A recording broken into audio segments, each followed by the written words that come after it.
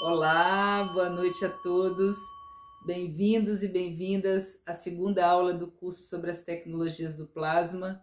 Hoje, dia 13 de setembro, segunda-feira, a gente está iniciando nossa segunda aula.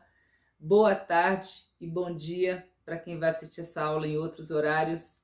Dizer que hoje no nosso conteúdo a gente vai ter a apresentação da montagem do reator de CO2. Então hoje a gente inicia, com os procedimentos práticos desse curso. Esse reator é o principal e a montagem dele vai estar sendo apresentada pela buscadora de conhecimento Patrícia.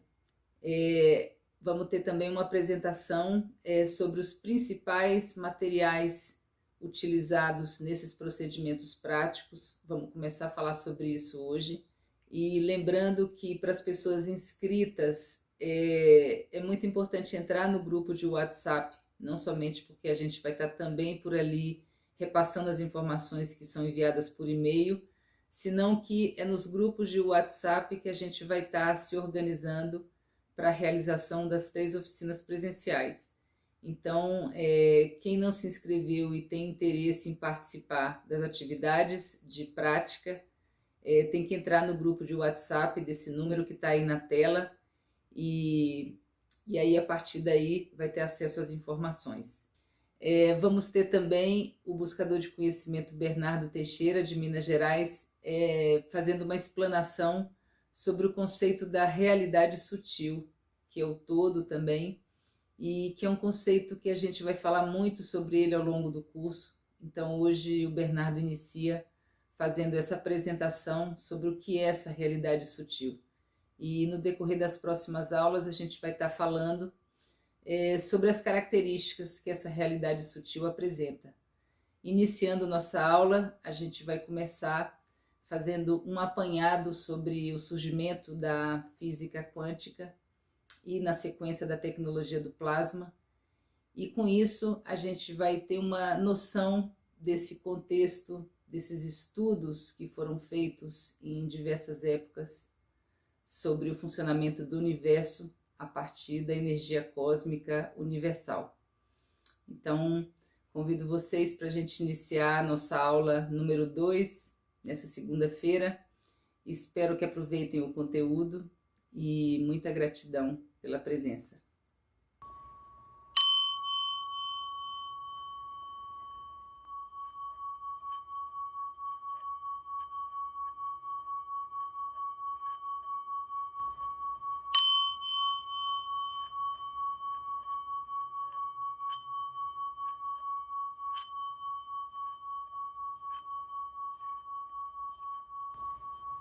Nossa segunda aula hoje, então, é esse conteúdo que está aí na tela. A gente vai começar fazendo um apanhado sobre a física quântica, desde o surgimento até onde a gente está hoje com a tecnologia do plasma. Então, a gente vai passar pelo estudo das micropartículas e na aula prática vamos ter uma exposição dos materiais básicos necessários para a prática do plasma. Vamos ter também a montagem do reator de CO2, que é o principal da tecnologia do plasma, e o Bernardo vai estar fazendo uma apresentação sobre o conceito da realidade sutil, que é esse conceito também relacionado com o todo. Então a gente começa agora falando sobre a física quântica, que é o ramo da ciência que vai descrever o funcionamento do mundo em escala microscópica. E o que é escala microscópica? Quando a gente fala nesse termo, a gente está falando de uma dimensão do tamanho das micropartículas que vão formar os átomos, as moléculas e, na sequência, os tecidos e órgãos do corpo humano. Ou também vão formar esses mesmos átomos um ecossistema inteiro, que também foi iniciado com micropartículas. Escala subatômica também é outro nome para falar dessa realidade microscópica. Então a gente lembra aqui que atômico vem justamente da palavra átomo. Essa física quântica que a gente está falando, ela vai fazer um contraponto com a física clássica, já que a física clássica vai explicar o funcionamento do mundo através dos grandes eventos da escala macro, através das leis imutáveis que a gente aprende na escola. Mas no mundo microscópico, os átomos a principal característica desse mundo microscópico é que os átomos se comportam de uma maneira muito diferente do comportamento apresentado no mundo macro, ou seja, na realidade da terceira dimensão. A gente vai trazer aqui agora a imagem, a presença, de Einstein, que com a teoria da relatividade trouxe um conceito fundamental para o início da física quântica. Essa equação é energia é igual a massa vezes a velocidade da luz. Está simplesmente dizendo para a gente, que a matéria pode apresentar comportamento de onda e vice-versa. Ou seja, tanto a matéria como a onda, que é a energia, tem a mesma natureza. Então, essa equação que ficou famosa no mundo inteiro trouxe também um significado muito profundo, que é de que a partir da energia pura se pode criar massa ou matéria. E o processo contrário se dá da mesma maneira. Então, os nossos átomos que formam o nosso corpo podem ser convertidos em energia. A física quântica também é o ramo da ciência onde os comportamentos das micropartículas são muitas vezes classificados como bizarros. E por quê? Um elétron vai se comportar como onda até ser detectado. A gente vai falar sobre o experimento da dupla fenda e quando acontece isso, quando o elétron é detectado, quando o elétron é observado, então ele vai se manifestar como matéria. Isso tem tudo a ver com nossos pensamentos, tem tudo a ver com os nossos sentimentos. Tudo que a gente coloca atenção é o que de alguma forma tem mais probabilidade de se manifestar, tanto pelo positivo como pelo negativo. A gente também vai ver nesse mundo microscópico que as micropartículas podem se conectar a distâncias imensas e talvez, muito provável, que sejam distâncias intransponíveis na perspectiva humana atual. E as micropartículas também, como foi demonstrado no experimento da fenda dupla, podem atravessar paredes. Quando a gente fala de micropartículas, a gente está falando de uma matéria de tamanho micro. Partícula é matéria. Então, o experimento da fenda dupla foi justamente isso. E nesse experimento se detectou que eles não se comportavam somente como partícula, e sim como onda também. E tudo isso, todas essas constatações foram testadas muitas vezes através desse experimento. Os resultados foram contundentes e todos confirmaram a ocorrência desses eventos estranhos. O experimento da fenda dupla é a confirmação, então, empírica daquilo que Einstein falou, de que o átomo poderia se comportar tanto como matéria como energia. Esse experimento foi realizado pela primeira vez em 1801 pelo físico inglês Thomas Young, que nasceu em 1773 e morreu em 1829. E a experiência do experimento da fenda dupla foi fundamental para a determinação da natureza quântica na física atômica, que é essa física que trabalha no mundo microscópico. O experimento da fenda dupla também trouxe um outro conceito muito importante, que é esse conceito da dualidade onda-partícula. Na verdade, é o que a gente acabou de falar, que a matéria considerada, pela ciência, essas micropartículas, elas não são matéria somente. Mas a ciência, então, reconhece essa característica, principalmente porque essa natureza dual foi observada, causou tanta estranheza, que ela foi observada exaustivamente através de diversos experimentos para investigar o comportamento dos elétrons, dos prótons, dos nêutrons ou dos átomos. A teoria da relatividade e esse experimento da fenda dupla, eles anunciaram, além de trazer esses conceitos da física quântica que foram internalizados, mas eles anunciaram uma coisa que era incompreensível e ainda é incompreensível para a ciência clássica, que é o fato de que o elétron, de alguma forma, esse elétron que compõe o átomo, é dotado de consciência.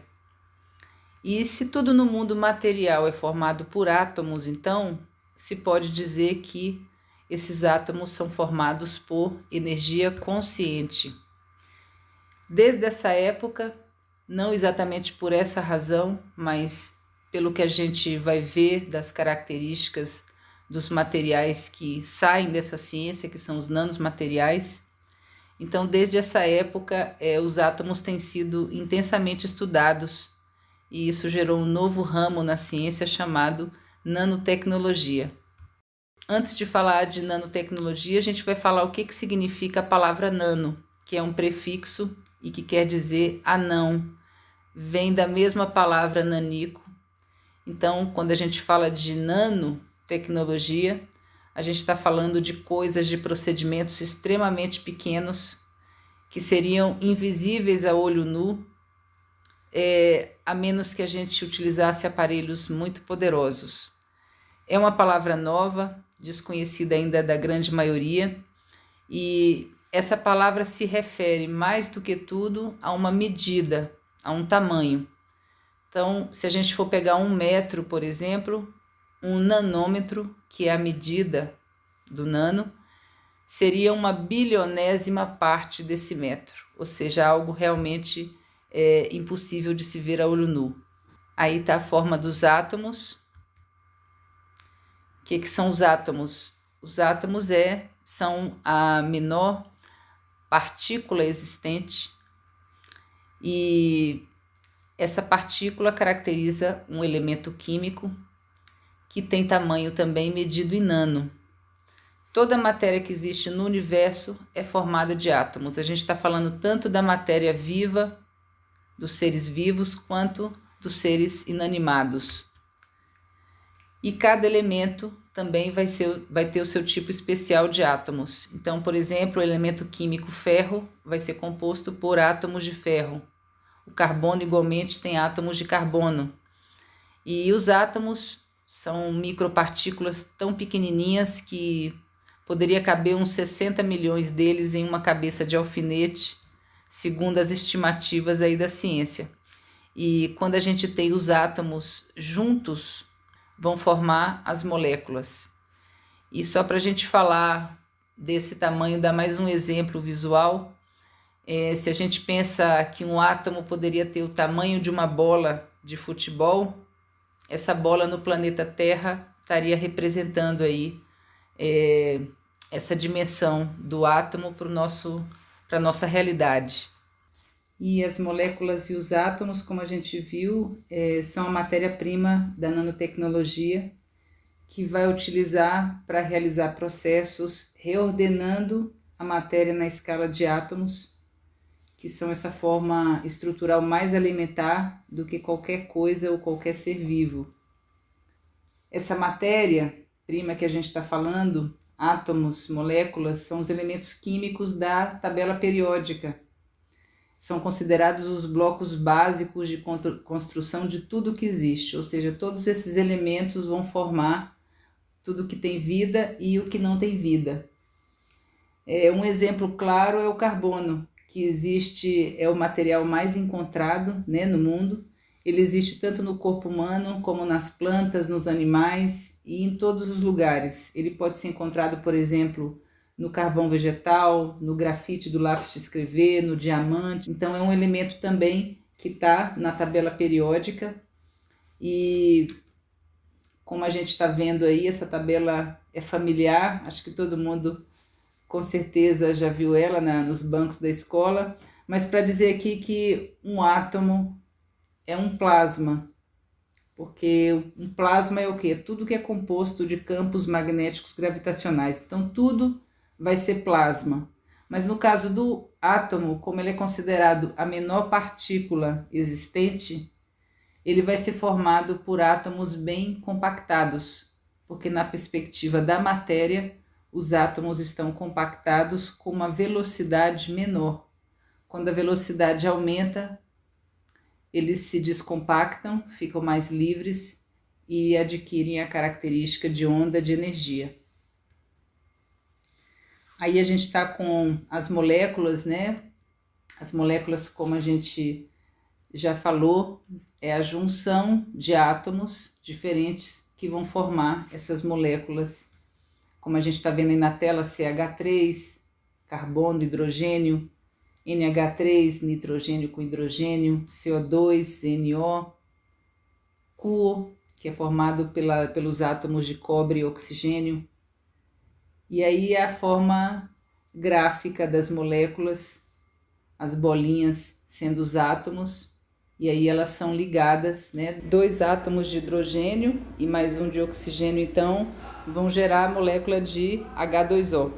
A nanotecnologia é a febre do momento e é interessante a gente pensar por que esse assunto desperta tanto interesse, ou melhor, o que tem de especial nos materiais construídos em nanoescala. Não é uma questão de saber se é possível.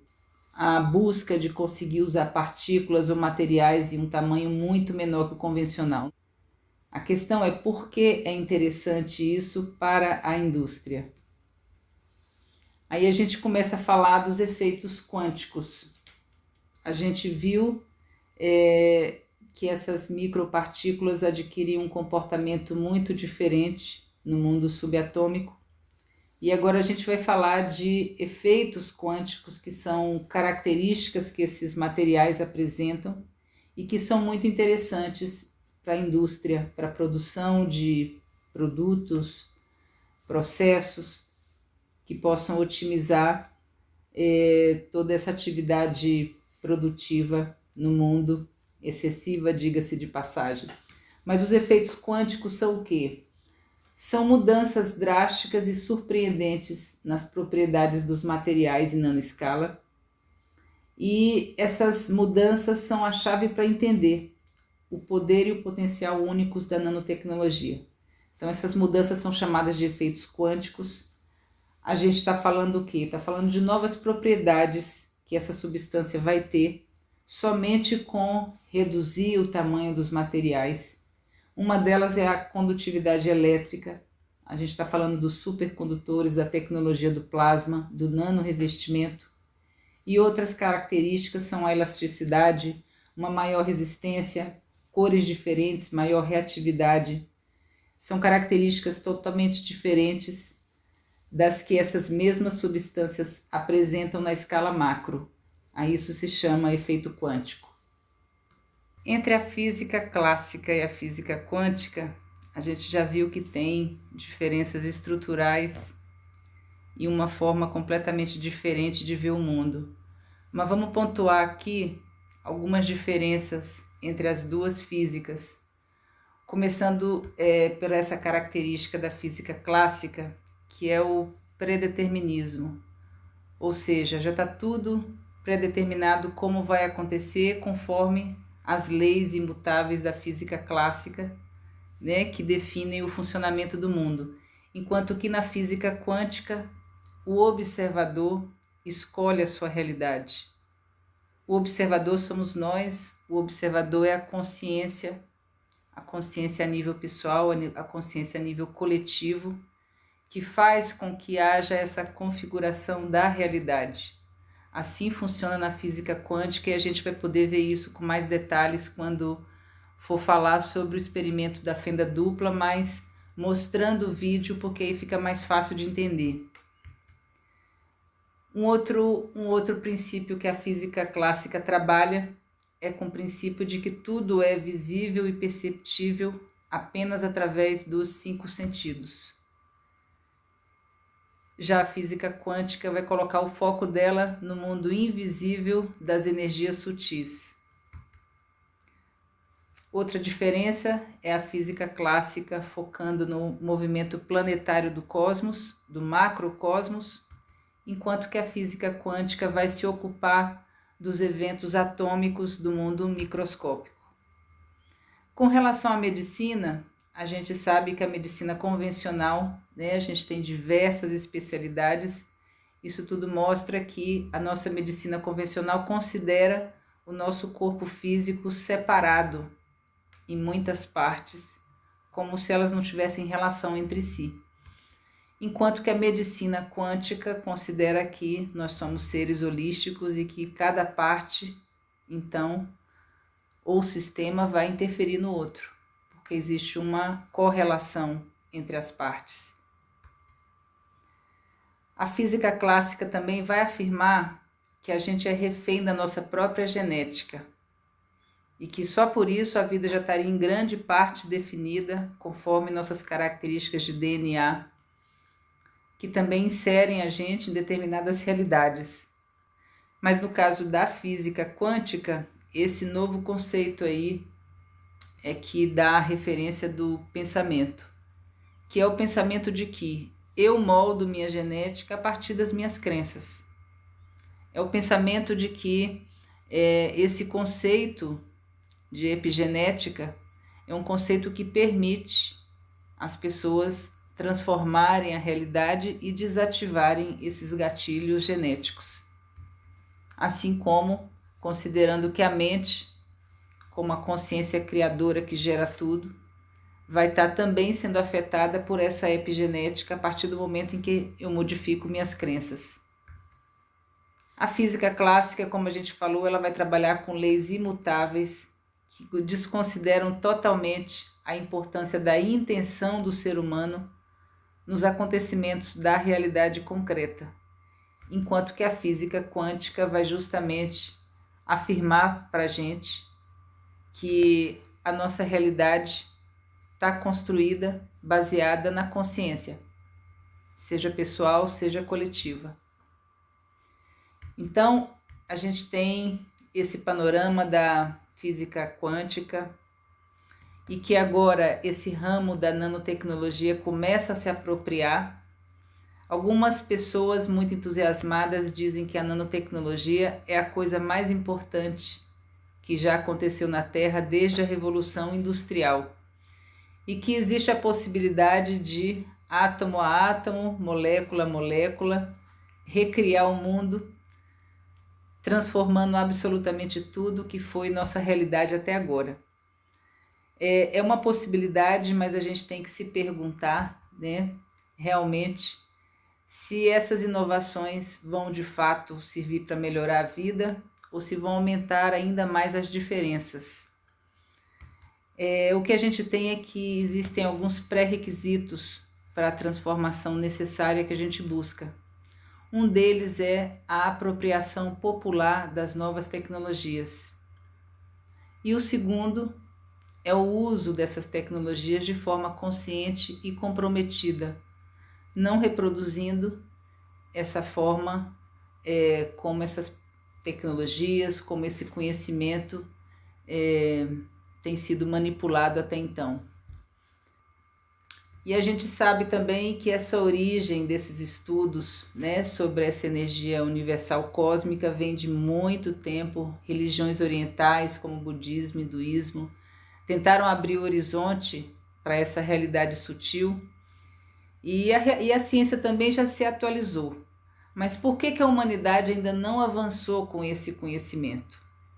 A gente sabe que as razões são múltiplas, complexas, não vamos falar sobre isso agora, nem aqui.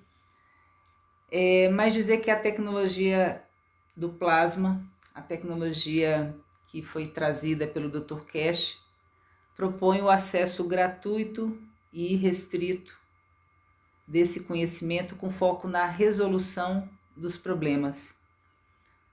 E é por isso que todas as etapas da produção estão disponíveis gratuitamente para o público, tanto nos sites oficiais da Fundação Kesh, como também em diversos outros canais que estão sendo construídos pelos buscadores de conhecimento em todo o mundo.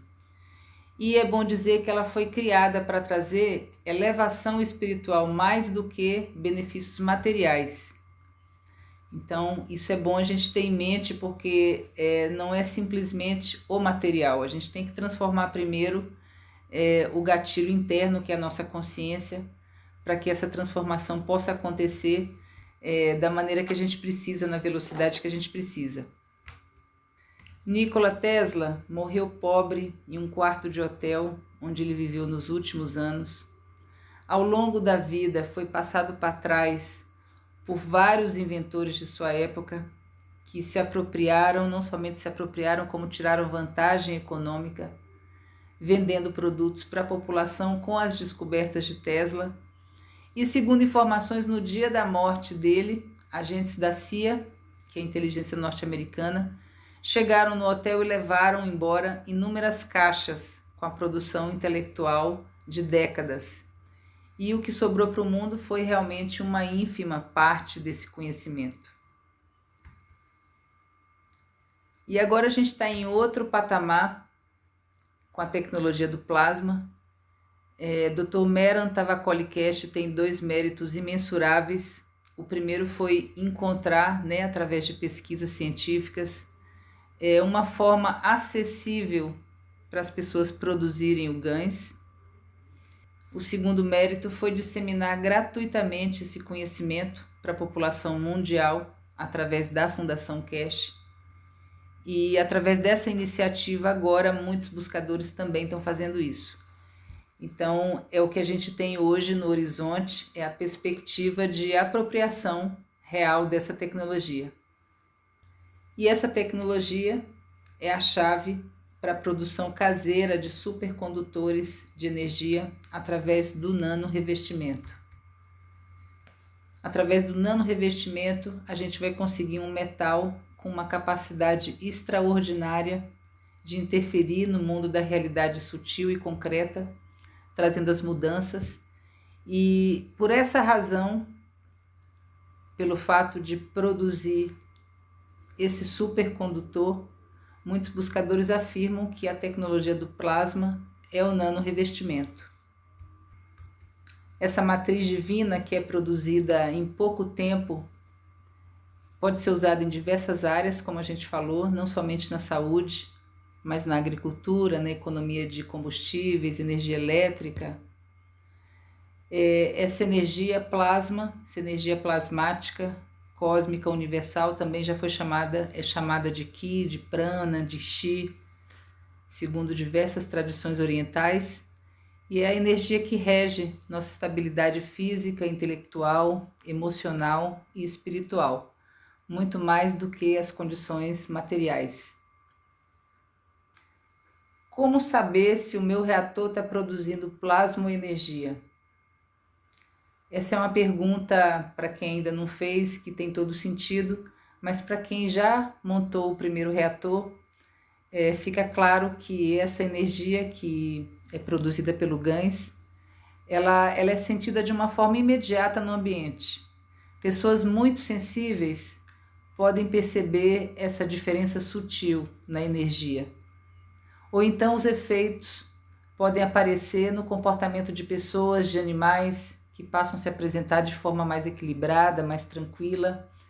Em outras situações, o que vai se ver são os sintomas de uma doença diminuírem ou desaparecerem em organismos de pessoas, plantas, animais. Com cada pessoa, essa interação vai acontecer de uma forma diferenciada. O importante é a gente entender que isso acontece de uma maneira involuntária e a partir daí a gente já fica integrado com essa linguagem. Como a gente falou na aula passada, a tecnologia do plasma trabalha com 4 GANs. Vamos falar mais um pouquinho dele só para relembrar. O GANs da paz, que é o GANs de zinco, que modifica o comportamento das pessoas a partir do equilíbrio e da harmonia que ele vai gerar no ambiente. É um GANs que tem a coloração branca. O outro GANs básico da tecnologia do plasma é o GANs de CH3 ou GANs de ferro. É um GANs muito forte que doa energia indiscriminadamente para todos os seres vivos e por isso que ele deve ser usado com cautela e nunca em pessoas com câncer ou com processos infecciosos com vírus e bactérias no corpo. Por quê? Porque ele vai fazer com que esses micro-organismos também ganhem força.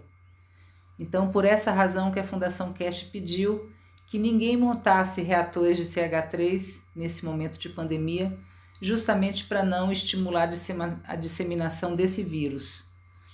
Então, esse é o GANs de CH3, que ninguém está montando nesse momento, salvo em situações excepcionais. Ele tem uma cor avermelhada, quase marrom. E é bom dizer também que a razão desse pedido da Fundação Cash, só para explicar, né, é que o GANs se comunica, o GANs interage, né, com os outros GANSes. Ou seja, um reator montado em um local vai interagir com um reator que esteja montado em outro local. Então, se existem vários reatores sendo montados, essa interação vai ser muito mais intensa. E isso vai fazer com que o fluxo de energia seja mais intenso também. Então, esse é o sentido da recomendação para que ninguém monte os reatores de CH3. Cada vez que um reator é montado, ele vai entrar em interação com outro reator, com outro GANs que esteja montado dessa mesma substância. A gente tem o GANs de Cu, que é o GANs de cobre.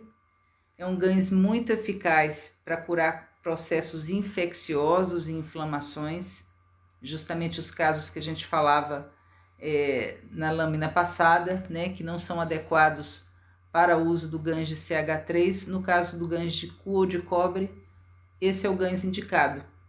Pessoas com problemas infecciosos, com inflamações, casos de câncer, pode usar esse GANs de Cu ou de cobre.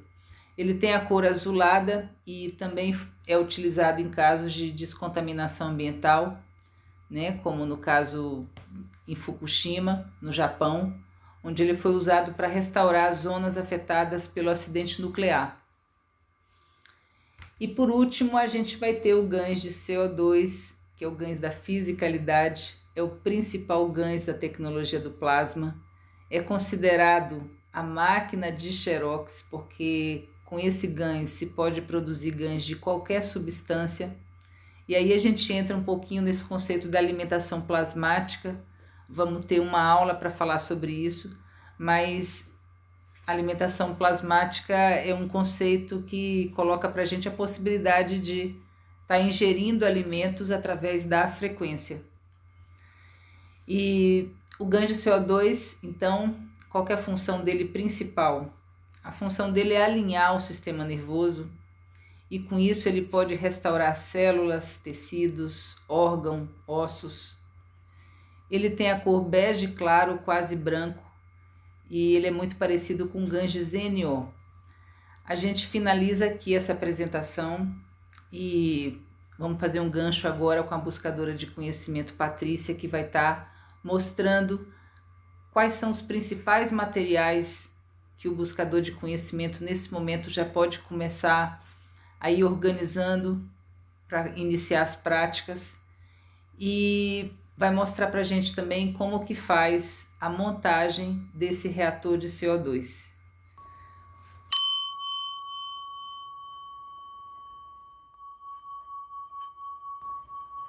Olá, eu sou a Patrícia, buscadora de conhecimento, e hoje nós vamos estar falando do copo CO2, do GANs de CO2. Então aqui nós vamos precisar de um vidro. Aqui eu tenho um vidro de 500 ml, mas você pode fazer num vidro de 1 litro, de 3 litros, tá? E vamos precisar de uma placa de zinco, uma bobina de cobre nano revestida, de um LED verde e dos fios, né, para a gente fazer a ligação. Esse LED, a gente precisa fazer a ligação da parte negativa na peça nano revestida e da parte positiva no zinco. Como é que a gente sabe, né, no LED qual é a parte negativa e qual é a parte positiva?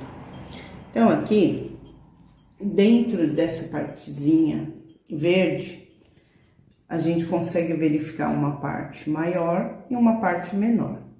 Essa parte maior é a parte que vai ficar ligada na peça nano revestida, e a parte menor na peça crua, tá? Essa é uma forma da gente observar aqui no LED como que faz essa ligação. Após essa ligação, nós temos aqui uma água salina preparada de 5 a 10% de sal, tá? Para que a gente possa colocar nesse reator. Então, nós vamos encher esse reator de forma até que ele chegue nos metais. Lembrando que é importante você não deixar essa água chegar até os fios. Por que que eu não posso deixar chegar até os fios? Para não oxidar o meu reator. Aqui está pronto, né? Lembre-se sempre de colocar a sua intenção para que você possa interagir com o seu GANS. E ele vai ficar aqui na esfera de produção. Mas para que a gente possa ter essa pecinha nano revestida, nós precisamos fazer o processo do nano revestimento antes. Numa aula mais específica, nós vamos explicar para vocês o passo a passo.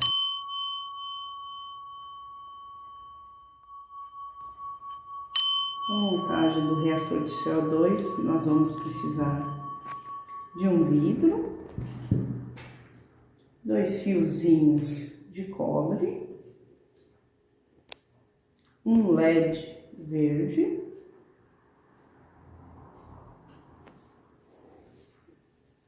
luvas, né? Porque nós precisamos colocar as luvas para não tocar nos metais que já estão limpos, né? Porque nossa mão contém gordura e acaba pegando nos metais, né? Então, vamos precisar aqui de uma plaquinha de zinco, né? Essa aqui já está furada para facilitar aqui a nossa montagem. Uma bobina de cobre nano revestida. Aqui nós vamos ligar esse fiozinho no LED, né? Basta a gente segurar aqui uma pontinha dele e torcer, né? Uma torcidinha aqui, uma perninha dele. Depois nós vamos fazer o mesmo processo, né? O outro lado.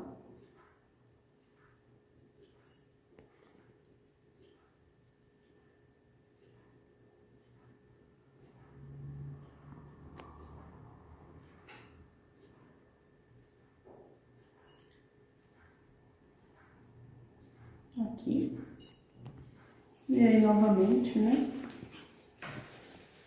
Nós vamos colocar as luvas para que a gente possa agora mexer com as placas, né? E com a bobina de cobre nano revestido. Então, vou pegar aqui a pontinha do LED maior, né? E vou ligar aqui na minha bobina nano revestida.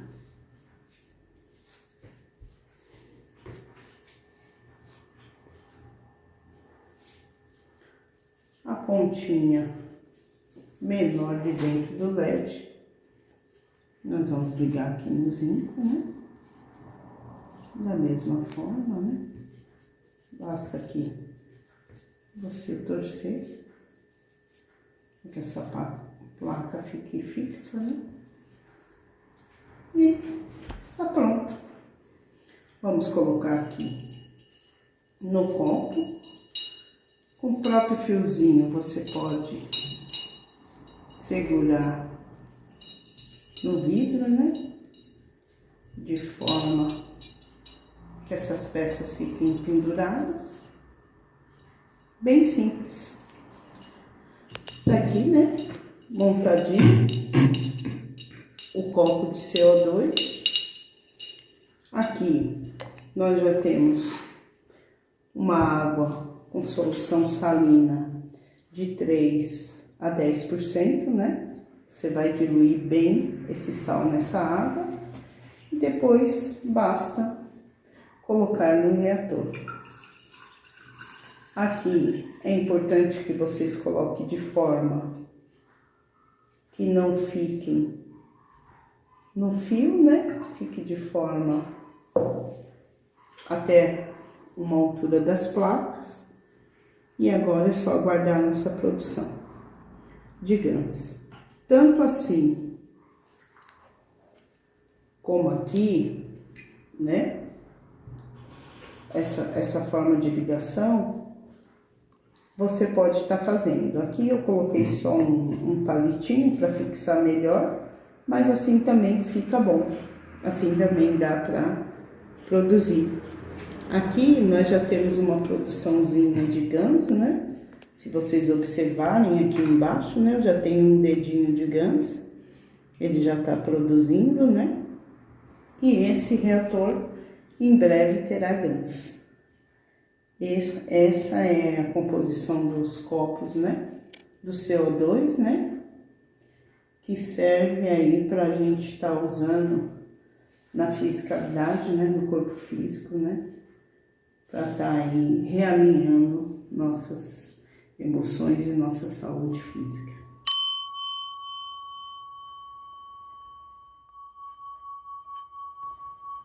Vou estar mostrando para vocês alguns dos materiais que vocês vão precisar para estar fazendo a montagem dos copos, tá?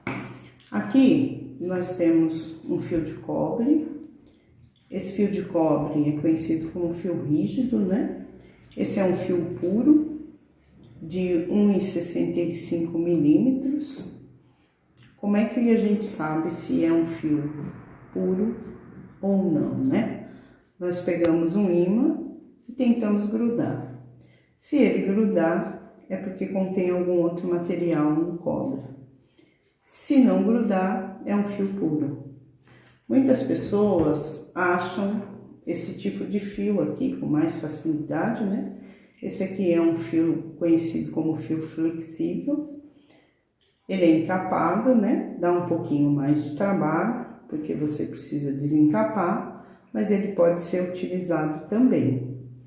Quando nós desencapamos esse tipo de fio, normalmente nós temos um monte de fiozinho de cobre dessa forma, tá? E esses fios flexíveis, depois, você pode estar utilizando para fazer as ligações, você pode utilizar para fazer suas bobinas, ele pode ser utilizado normalmente. Aqui nós vamos precisar de alguns bastão de alumínio para poder enrolar, né? Esse fio de cobre e fazer as bobinas. Se você não encontrar esses bastão, você pode fazer na chave de fenda ou na colher de pau, que vai dar para enrolar da mesma forma. Nesses bastão a gente normalmente enrola as bobinas dessa forma, né? De fio rígido ou de fio flexível. Aqui, se vocês observarem, esse fio rígido tem várias pontinhas, tá? Mas ele pode ser utilizado normalmente. Nós vamos precisar de algumas plaquinhas de cobre, assim como as plaquinhas de zinco. Aqui eu tenho um kit já pronto, né, de bobinas e zinco, assim como esse kit, né, de bobinas e placa de cobre. É importante nesse planejamento dos materiais que vocês sempre tenham uma placa reserva. Como assim placa reserva, Patrícia? Aqui nós temos um kit que dá para montar o copo da vida 1. Então, bom que a gente tenha uma placa de zinco reserva, porque à medida que essa desgastar no reator, você já tem outro para substituir. Da mesma forma, com o cobre, né? Se você tiver um desgaste de alguma dessas peças, você já tem outro para estar substituindo. Nós vamos usar um óculos de proteção quando nós formos mexer com solda. Então, esse óculos é fácil de vocês encontrarem também, em casas de materiais de construção vocês acham. Nós vamos utilizar uma máscara. Essa aqui é uma NR95, né? Para proteção dos vapores. Quando a gente vai mexer com a solda, é necessário que a gente faça essa proteção para não inalar, né, o vapor da solda.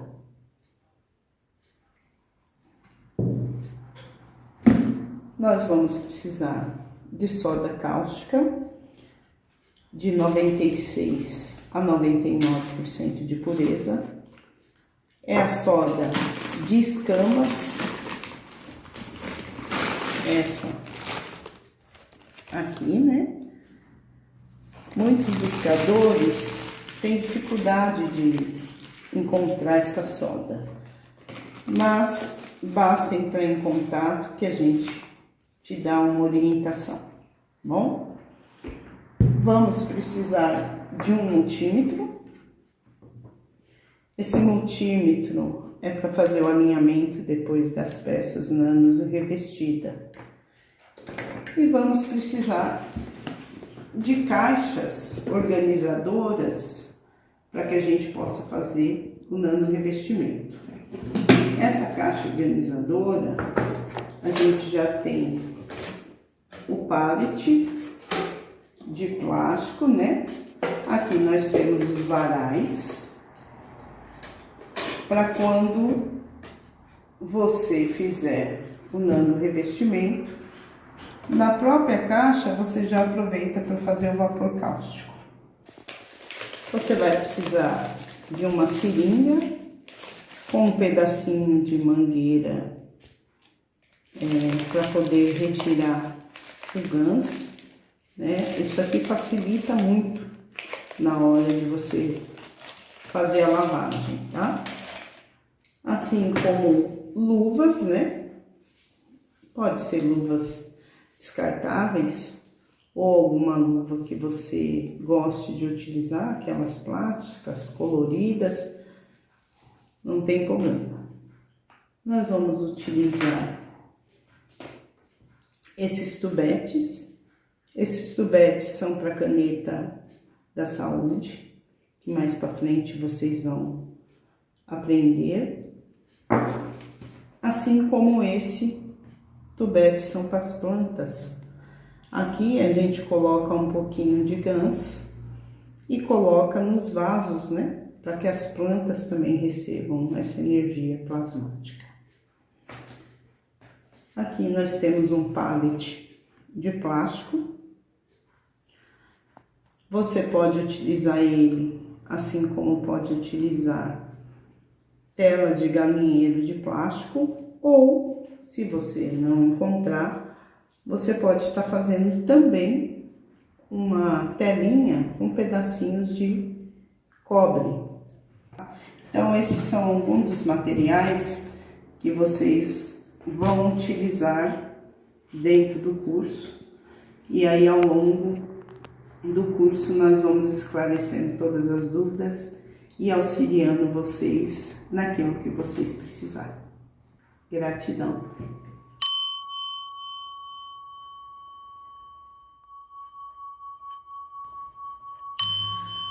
Opa, tudo bem, pessoal? Meu nome é Marlon, sou um buscador de conhecimento. Vim trazer uma dica bem bacana para vocês aí de um aproveitamento de material, né? No meu caso aqui eu fiz com a sobra do meu material e vim trazer uma dica para vocês aí de estar aproveitando já o material do cobre, né? Para poder estar fazendo a telinha. E essa telinha é muito bom que dá para reutilizar várias vezes. E você já vai ter o cobre na mão do material da bobina, né? Que a gente precisa e necessita para poder estar fazendo a bobina. O ideal desse cobre é que seja de 1,5. O meu aqui, como é uma sobra de material de umas experiências que eu fiz, ele é de 2,5. Ele é um pouco grosso para poder estar fazendo esse procedimento, mas como é uma sobra de material que eu tive, eu vou estar demonstrando o vídeo com ele, ok? Então basicamente é uma telinha transpassada de cobre, né? E cruzada, né? Em formato de hashtag, basicamente assim. Então você vai cortar mais ou menos basicamente na mesma medida suas sobras de fio e vai alinhar todas elas dessa forma. Feito o alinhamento, você vai colocar descendo para poder transpassar, só para você ter uma noção de como vai ficar a sua grade e a medida que vai ficar a sua grade, ok? Então ela basicamente vai ficar assim, ela não está montada ainda, é só um demonstrativo, né, da redinha como vai ficar.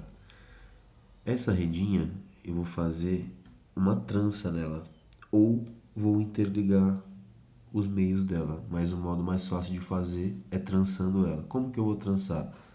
Aquele procedimento básico que a gente já conhece, que é na linha, a gente faz a mesma coisa, né, para poder estar fazendo alguns trabalhos. A gente passa por cima, outra por baixo, uma por cima, outra por baixo, uma por cima, outra por baixo e por aí por diante, fazendo esse procedimento, né? Eu vou aproximar um pouco mais aqui, eu vou tirar essas outras e vou mostrar aqui, né?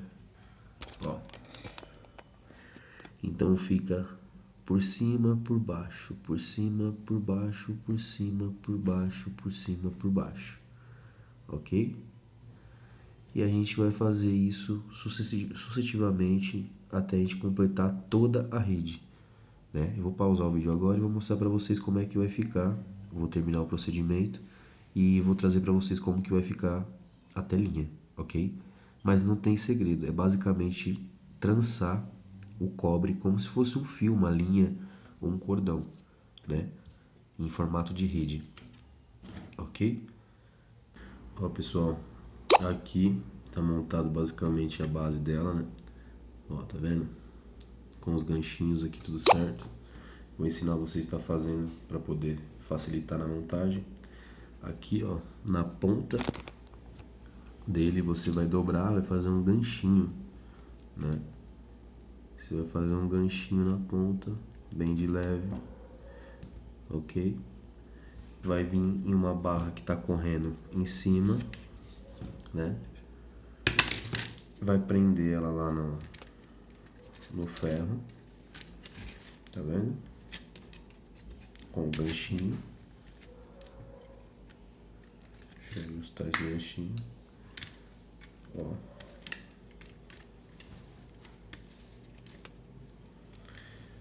Né? E vai apertar esse ganchinho, ó.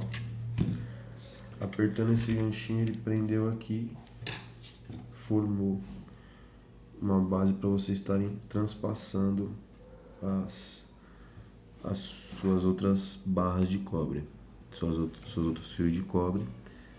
Então vocês vão vindo, levanta um, passa por cima, levanta outro, né? E assim por diante, indo trançando a peça, né? Assim que vocês passarem dessa forma, vocês têm um segredo de prender eles já aqui, né? Vou mostrar para vocês. Então basicamente, olha lá, né? Tá presa a primeira parte com os ganchinhos, ok? Eu aconselho vocês a fazerem o quadrado primeiro, para não deixar essas pontas soltas, ok? Aqui eu só mostrei uma basezinha e vou mostrar ela pronta agora, ó. Tá vendo? Bem bonitinho, é um trabalhinho que dá, mas vale muito a pena. Então, pessoal, aqui é o formato que fica a redinha, né? Às vezes ela pode ficar um pouquinho torta, dependendo da sua habilidade com o alicate, certo? Às vezes, se você quiser, pode colocar um pezinho nas extremidades dela para ela ficar um pouco mais alta, certo? mas essa é a redinha. Ela vai ficar nano revestida, né? Mas nos demais procedimentos que venha ter tá fazendo com ela, ela vai estar podendo ser utilizada ainda nos nano revestimentos, ok?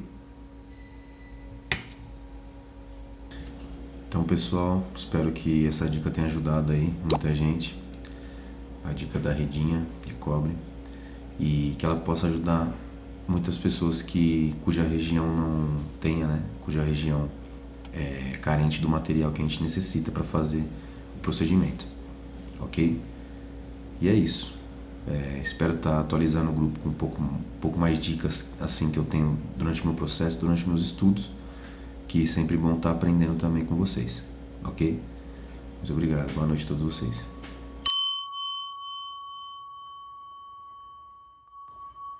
Estamos abrindo as portas para um grande mistério da nossa existência. É o que está dentro do que chamamos espaço vazio. E hoje nós vamos falar sobre matriz divina. De modo universal, textos antigos e tradições indígenas descrevem uma espécie de campo, uma espécie de matriz energética que conecta todas as coisas. O campo, o éter, a matriz divina, o mar infinito de energia que a tudo permeia e tudo conecta. Temos dentro de nós a habilidade de interagir com esse campo, com essa força sutil que preenche todo o universo. Nós somos o próprio campo, a matriz divina. Por isso, as descobertas que a descrevem, nos descrevem também. Antes da fundação Kesh e sua física unificada, sua física dos campos, a gente vivia um panorama um pouco paradoxal na nossa ciência. A física quântica, que é a ciência do micro, dos átomos e das moléculas, ela não combina com a relatividade geral, que é a ciência das estrelas, dos planetas, das galáxias, né? No nosso universo, na nossa ciência, existem duas teorias, duas leituras diferentes para o mesmo universo, o universo micro e o universo macro.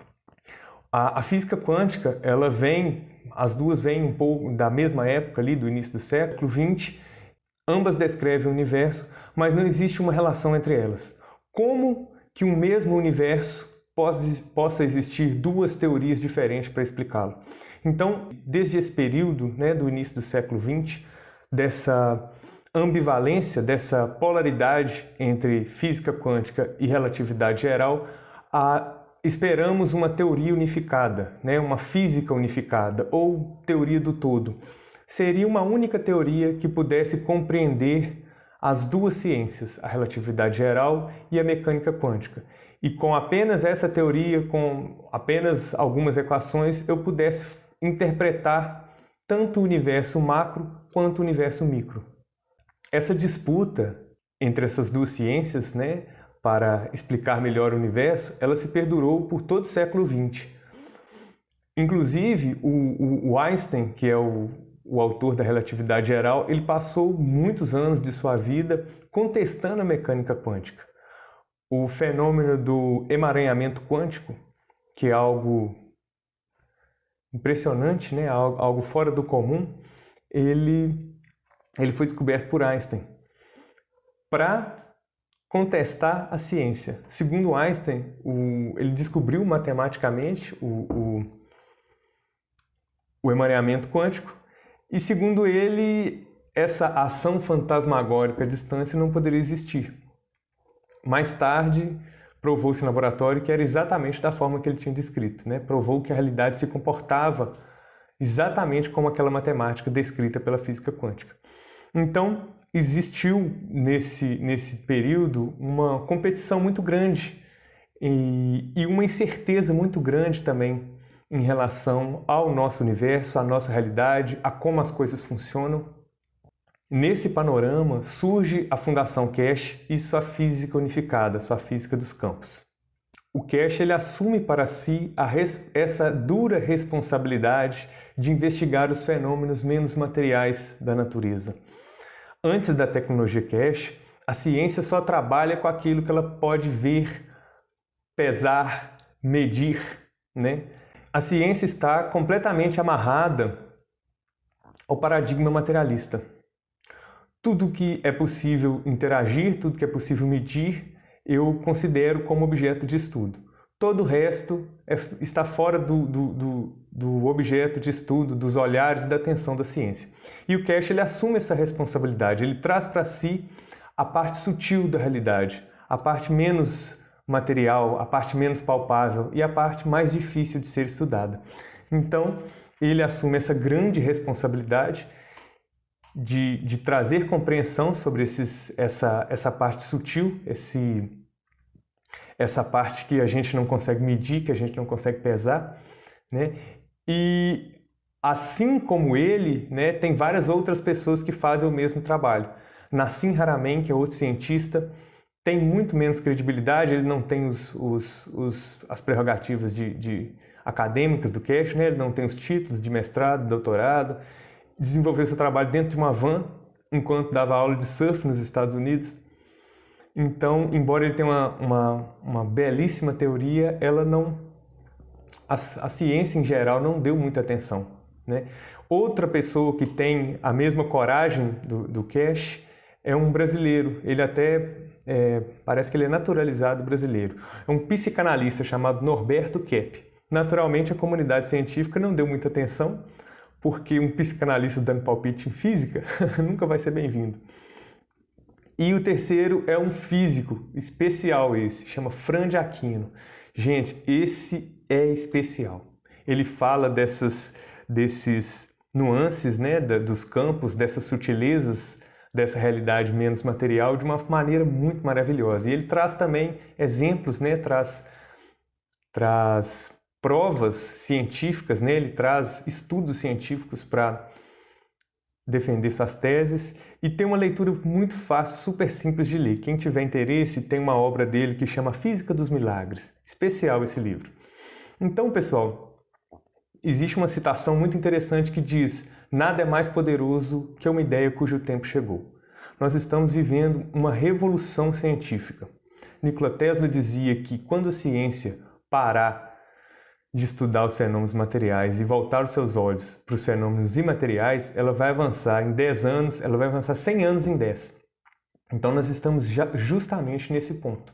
A partir da física unificada, a partir da Fundação Cash, desses outros pioneiros, certamente existem outros mais, né? Eu só citei alguns que estão aqui na minha cabeça agora. A partir desse novo entendimento, a partir dessa nova forma de enxergar a realidade, a gente consegue também novas tecnologias. E o principal, mais compreensão a respeito de onde a gente vive e mais compreensão a respeito de nós mesmos, do nosso verdadeiro potencial. Essas ciências elas trazem algo muito forte, algo muito importante, que é autoconhecimento. É uma compreensão profunda a respeito da nossa verdadeira essência, a respeito de nós mesmos. Como que o Cash chegou nisso? De onde o Cash parte para começar todo esse conhecimento? Existe no universo, pessoal, uma geometria da realidade sutil. O Cash parte de um conceito muito simples para compreender essa realidade, para trazer conhecimento e compreensão sobre essa realidade. Ele parte de um conceito muito simples. É um conceito chamado Margravi. O conceito Margravi ele é muito interessante porque ele compreende uma estrutura da natureza que até então a ciência enxergava de forma distinta.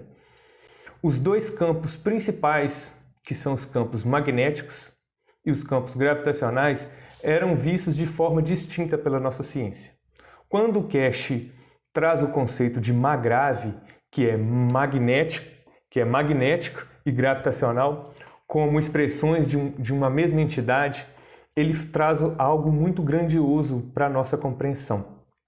A ciência é unificada através dessa palavra. E de forma muito simples, de forma brilhantemente simples, ele traz esse conhecimento e essa unificação.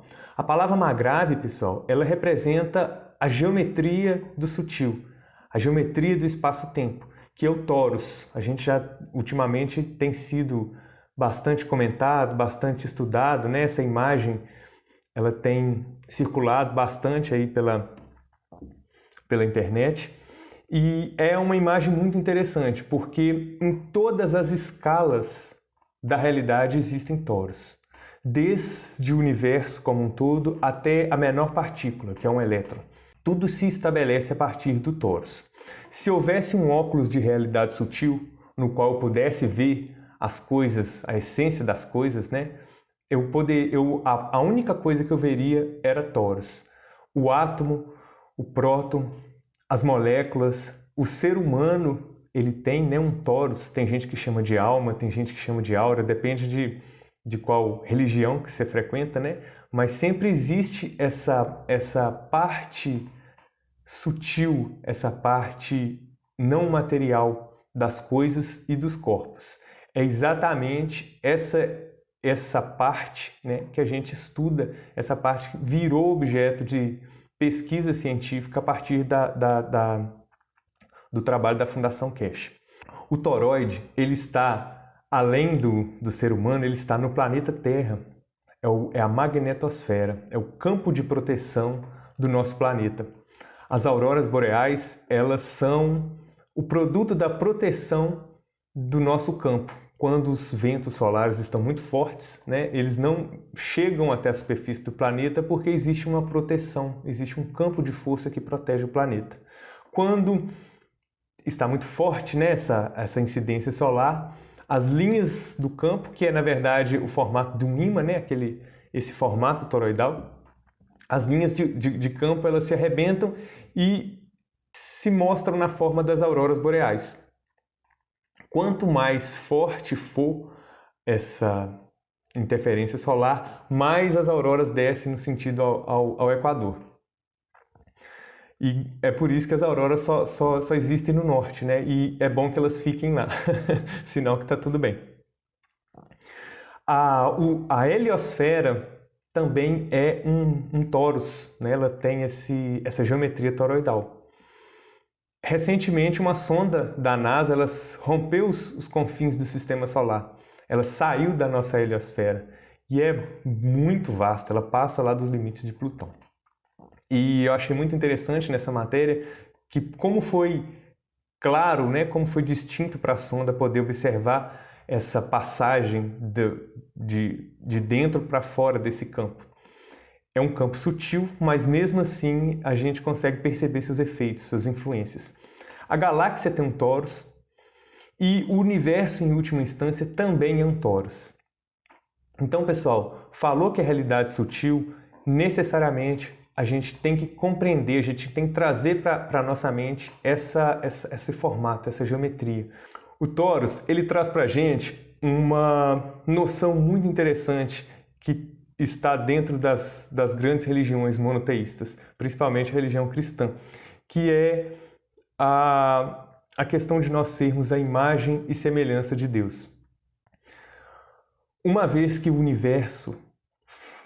Deus é o universo, né, a gente aprende, eu pelo menos aprendi isso, né, que tudo é Deus, né, a criação faz parte de Deus e nós também fazemos parte dessa unidade. O torus ele ensina para a gente a respeito do funcionamento material, né, do funcionamento físico dessa unidade. Como que pode existir essa unidade se aparentemente eu estou aqui, o meu irmão está ali, né, se aparentemente estamos separados?